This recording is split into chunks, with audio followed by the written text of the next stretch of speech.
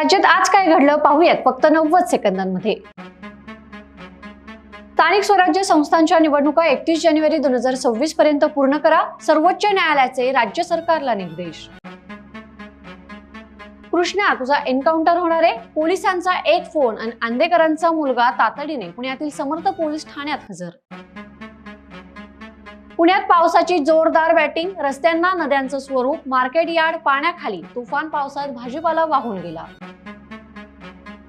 भ्रष्टाचाराविरोधात रान उठवणाऱ्या अंजली दमन यांच्या पतीची सरकारच्या मित्रा या महत्त्वाच्या संस्थेवर नियुक्ती।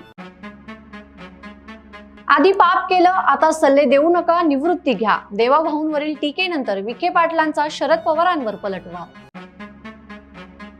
मंत्रिमंडळ बैठकीत 8 धडाकेबाज निर्णय, महाराष्ट्र अॅनिमेशन VFX गेमिंग धोरण जाहीर, राज्यातील प्रकल्पांच्या पायाभूत सोयी सुविधांसाठी थेट मंत्रिमंडळ समिती कामकाज पाहणार। धनंजय मुंडेंच्या बंजारा वंजारी एकच वक्तव्यावरून वाद, दोन्ही समाजातील नेते चांगलेच आक्रमक। मराठवाड्यात ओला दुष्काळ जाहीर करा, सर्वपक्षीय आमदारांची उपमुख्यमंत्री अजित पवारांकडे मागणी। बीडकरांचं स्वप्न अखेर सत्यात उतरणार, बीड ते अहिल्यानगर रेल्वे धावणार, पहिल्या रेल्वेची उत्सुकता शिगेला पोहोचली।